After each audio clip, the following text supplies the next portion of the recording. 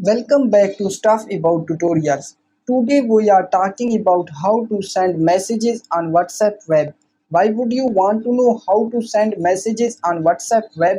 Well, maybe it is your first time using WhatsApp web and not sure how to send messages on WhatsApp web. So today I am going to show you how to send messages on WhatsApp web.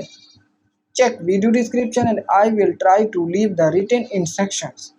Sending messages on WhatsApp web is quite simple and easy to do, and the process is same for all devices. Let me show how you will send messages on WhatsApp web. First of all, open WhatsApp web in your device, and now here is my WhatsApp web home screen. And now first click on new chat beside three dots and then select a contact, or you can also search a contact name and then click on it. Now type your message and click on send button and your message has been sent.